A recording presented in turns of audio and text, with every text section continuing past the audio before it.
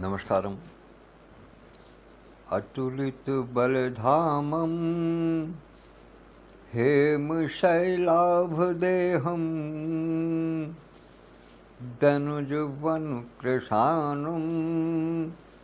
ज्ञानिनामग्रगण्यं सकलगुणनिधानं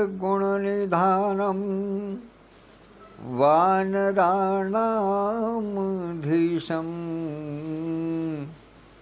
रघुपतिप्रियभक्तं वातजातं नमामि। रघुपतिप्रियभक्तं वातजातं नमामि। मनोजवं मारुततुल्यवेगं जितेन्द्रियं बुद्धिमतां वरिष्ठं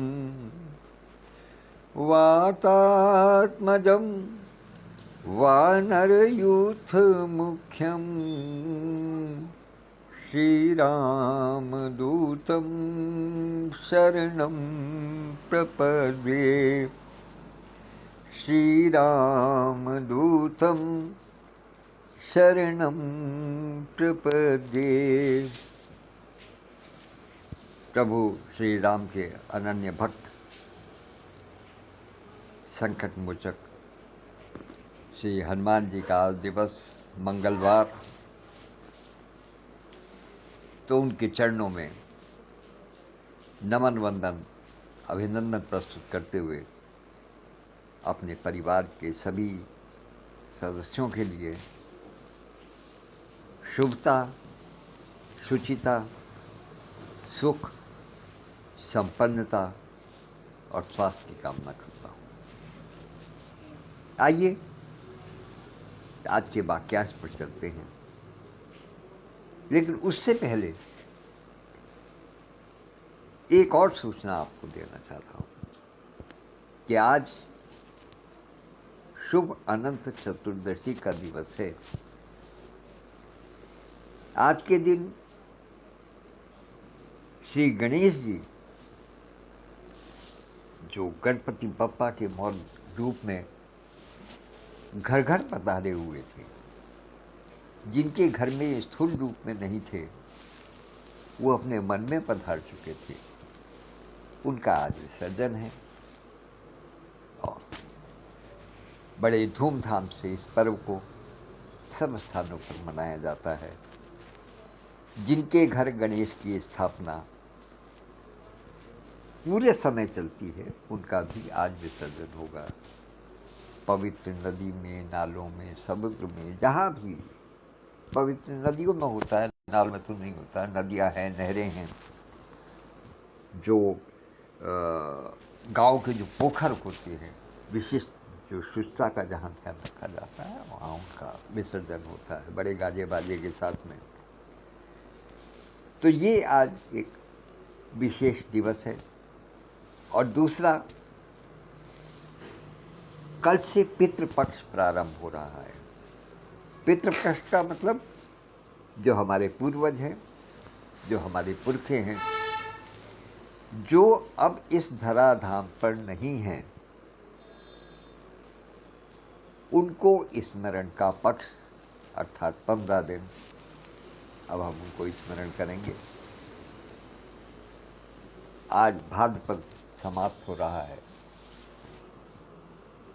कल से आश्विन मास प्रारंभ होगा। तो आइए सीधे सीधे आज के शब्द पर आते हैं। ये थोड़ा समय मैंने अधिक ले लिया आज के विषय में बताने में, कोई बात नहीं। आज का शब्द है शरणागत। शरणागत का अर्थ सभी जानते हैं, लेकिन केवल कह देने भर से बात नहीं बनती कि हम आपके शरणागत हैं। प्रभु के प्रति जब शरणागत का भाव आ जाता है, तो दास दास्य भाव जब आ जाता है, सखा भाव में शरणागत नहीं होता। सखा भाव में शरणागत नहीं हो सकता। शरणागत जब ही होगा जबकि आपके अंदर दास भाव होगा, सेवा भाव होगा, सेवक का भाव होगा, तभी आप शरण में पहुंचते हैं। प्रभु को कहा जाता है, प्रभु को कहते हैं सब लोग कि प्रभु हमें अपनी चरण की शरण में ले लीजिएगा, चरण शरण हमको दीजिएगा। अर्थात हम पूर्ण रूपेण आपको समर्पित हैं। आप ही के लिए हमारा पूरा जीवन है। आपके अतिरिक्त हमारा और कोई अवलंब नहीं है, कोई साधन नहीं है, कोई हमारा तारणहार नहीं है। हम किसी से कुछ नहीं कह सकते, कोई भी हमारे लिए कुछ नहीं कर सकता है। जो कुछ करेंगे वो आप करें। शरणागत के लिए, शरणागति पाने के लिए जीव के अंदर समर्पण की भावना होनी चाहिए, उसके अंदर भक्ति का भाव होना चाहिए, उसके अंदर श्रद्धा का भाव होना चाहिए, उसके अंदर प्रभु के प्रति विश्वास होना चाहिए। कुछ शब्द इस प्रकार के हैं जिनकी आजकल लोगों ने दूसरे अर्थों में प्रयोग करना शुरू कर दिया है। जैसे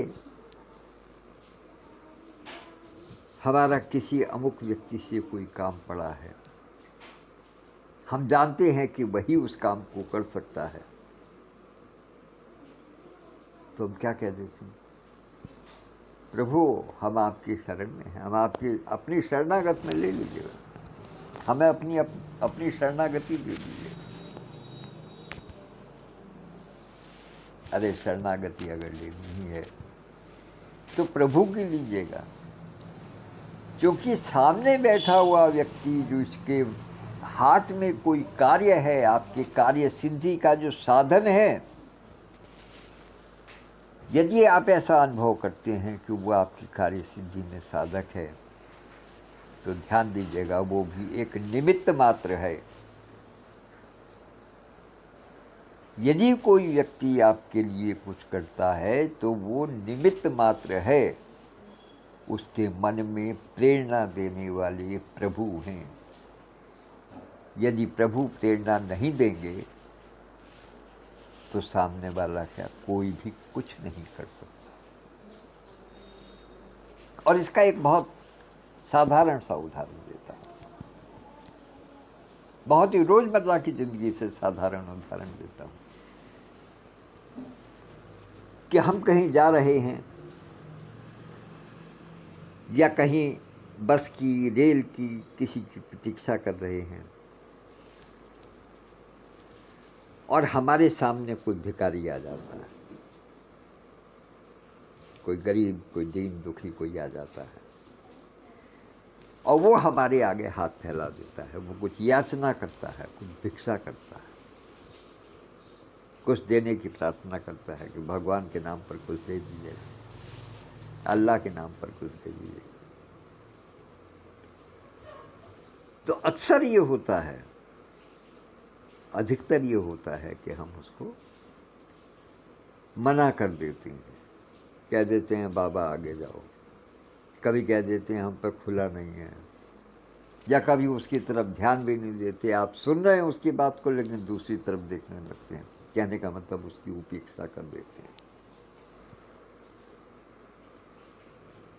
लेकिन कभी कभी आपके मन में ये आता है, थोड़ी देर बाद ही हो सकता है कि मन में आ जाए या किसी और दिन आ जाए, लेकिन आपके मन में आ जाता है यार ये आया है, लाओ इसको कुछ दे देना चाहिए। तो भिक्षा तो उसने भी मांगी थी जो पहले आया था, और भिक्षा ये भी मांग रहा है, ये भी उसी तरीके से मांग रहा है जिस तरीके से कि पहले वाले ने मांगी थी। लेकिन उसकी तरफ आपने ध्यान नहीं दिया, और दूसरे की तरफ आपने जेब में हाथ डाल करके जो कुछ मिला वो निकाल करके दे दिया। तो ये क्या है? ये ईश्वर ने हमको निमित्त बनाया। इसके प्रेरणा ईश्वर की है कि हाँ लाइए इसको कुछ दे देना चाहिए। वरना तो पहले हम ही हैं जिन्होंने पहले वाले को मना कर दिया, या उसके लिए जो है उसके तरफ मुंह फेर करके खड़े हो गए, उसको उपेक्षा दे दी और किसी दूसरे को हमने दे दिया। तो ये अंतर प्रेरणा कौन देता है? अंतर प्रेरणा देता है ईश्वर। और हम किसका गुणगान करते हैं? हम गुणगान करते हैं उस आदमी का जिसने हमको दिया। हम उसके शरणागत होने को तैयार होते हैं, जबकि वास्तव में वो कुछ नहीं कर रहा, कोई भी कुछ नहीं कर रहा है। हो सकता है कि मेरी बात कुछ लोगों को अन्यथा लगे, लेकिन वास्तव में यह है कि संसार में जो भी कुछ, जिस किसी के लिए भी अगर कुछ कर रहा है तो वो केवल और केवल ईश्वर की प्रेरणा से करता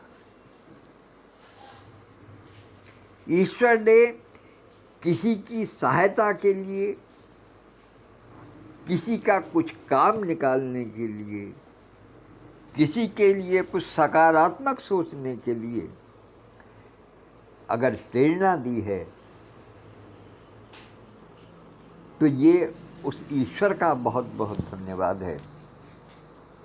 और ईश्वर के अस्तित्व को, उसकी विशालता को, उसकी सहृदयता को, उसकी कृपा को, उसके लिए आभार व्यक्त करना चाहिए।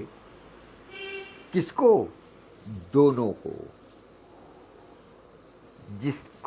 जिसने दिया है उसको भी आभार व्यक्त करना चाहिए और प्रभु की शरण में जाना चाहिए कि प्रभु धन्यवाद, आभार है आपका, शुक्रिया है आपका, ये आपकी कृपा है मुझ पर जो मुझे आपने इस योग्य बनाया। और जिसको मिला है वो भी प्रभु की शरण में जाए, वो भी उनकी शरणागत हो कि प्रभु आपने मेरी बड़ी सहायता की।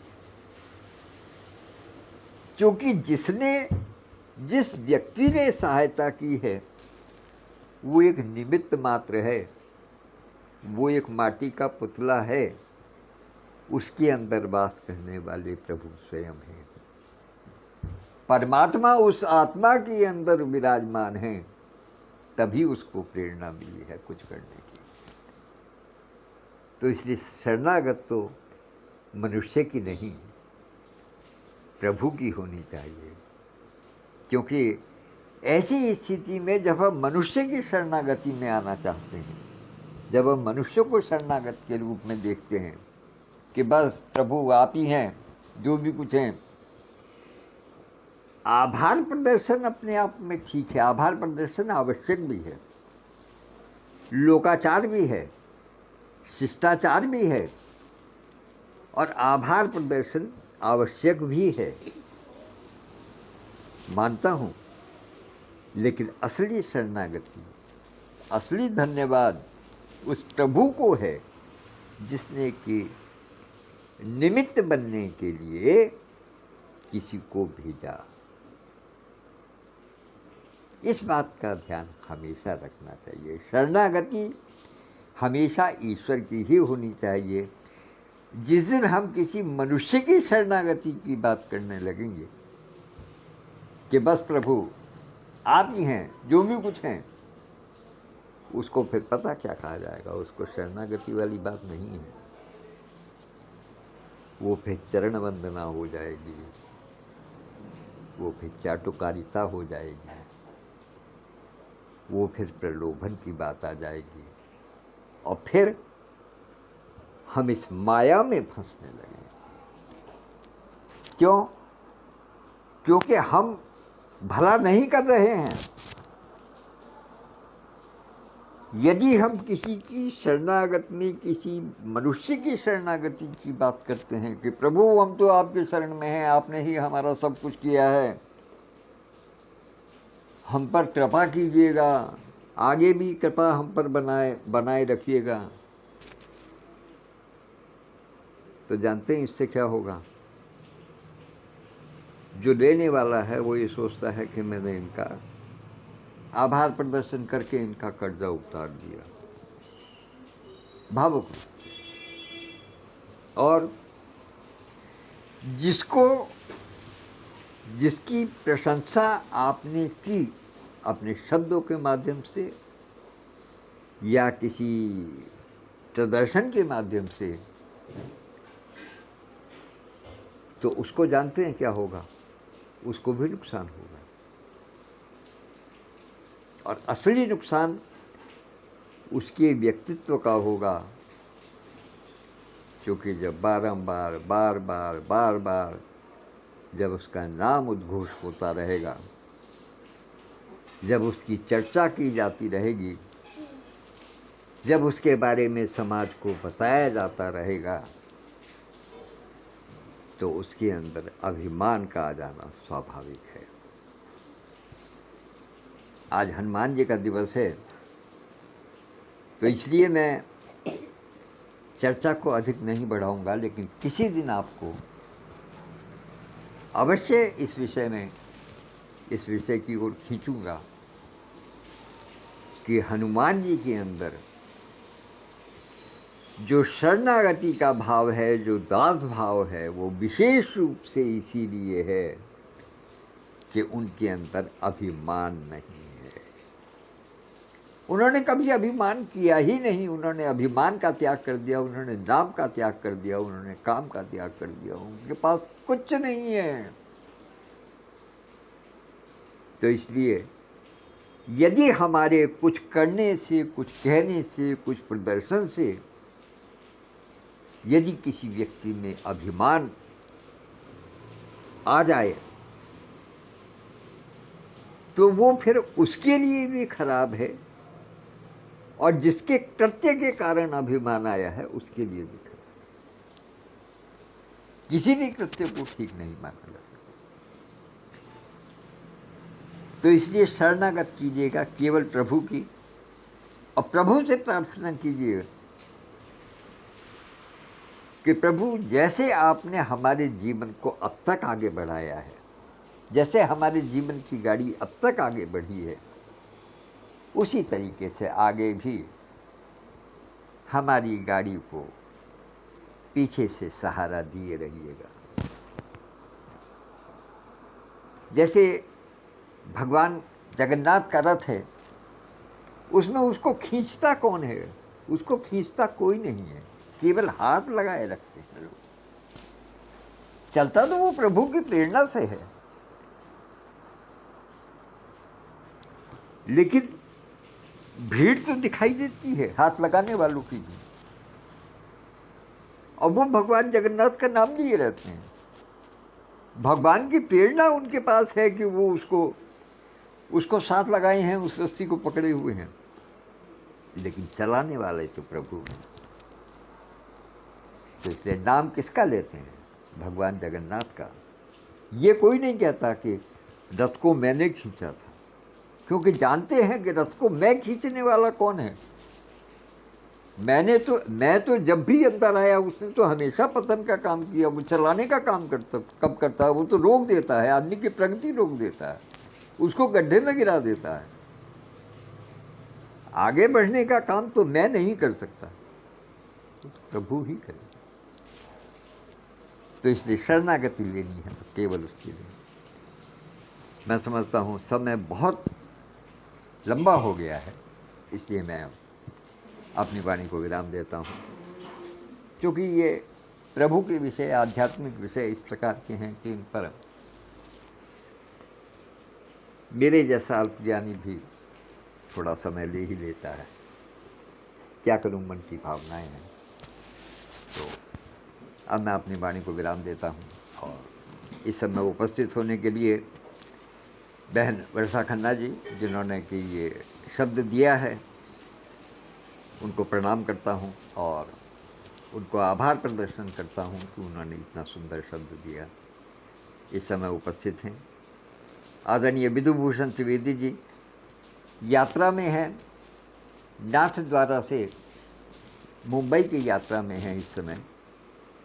उनको सादर प्रणाम निवेदित करता हूँ। वो सफ़र में मुझे सुन रहे हैं, देख रहे हैं। और आदरणीय डॉक्टर सत्यप्रकाश पांडे जी अपनी सहधर्मिणी प्यारी दीदी कात्यायनी जी के साथ में इस वाचन को सुन रहे हैं, देख रहे हैं। कल का वाचन मैंने प्रिय देवर्ष के कमरे से किया था, जो डॉक्टर सत्या की होप है, इसलिए वहाँ से टाक किया था। तो डॉक्टर सत्या होप तो कल वास्तव में वहाँ बना। बहुत बहुत आभार इनका। जो आतिथ्य तो मैं नहीं कह सकता, आतिथ्य कहना तो फिर एक गलत बात हो जाएगी, क्योंकि अतिथि तो गैर होता है। मैं तो वहाँ का पारिवारिक सदस्य हूँ। इस तरीके से बिल्कुल खुले मन से जब इच्छा होती है जब चला जाता हूँ, जब काम लगता है चला आता हूँ। तो इसलिए वहाँ अतिथि वाली बात तो नहीं है। लेकिन जो स्नेह है केवल इन दोनों तीनों का नहीं, माता जी का स्नेह अपूर्व है। वो जब आशीर्वाद देती हैं तो ऐसा लगता है कि जैसे मेरी माता जी मुझे आशीर्वाद दें। बहुत बहुत आभार, धन्यवाद। सबकी उपस्थिति के लिए बहुत बहुत प्रणाम करता हूँ। और 10 बजे अपने वाचन के लिए पुनः उपस्थित होऊंगा, कवि के साथ कॉफ़ी पटल पर भैया जी आवाज़ में। तब तक के लिए आज्ञा दीजिएगा। धन्यवाद, नमस्कार। हाँ, ये सूचना और दे दूँ कि आज अनंत चतुर्दशी वो तिथि है जिस दिन की आदरणीय विधुभूषण भाई साहब वास्तव में धरती पर आए थे, जन्म लिया था उन्होंने। और दूसरी सूचना ये कि आदरणीय विद्युत प्रभा दीदी हरिद्वार की धरती पर पदार्पण कर चुकी हैं। और मैं समझता हूँ कि वो इस समय देहरादून की यात्रा में होंगी या स्नान ध्यान में मगन होंगी। तो ये 2 सूचनाएं और मैं यहाँ से दे रहा हूँ, और इसके साथ ही अपनी वाणी को विराम देता हूँ। धन्यवाद, नमस्कार। कल फिर मिलेंगे किसी नए शब्द के साथ में, इसी स्थान पर, इसी समय। आज्ञा दीजिए।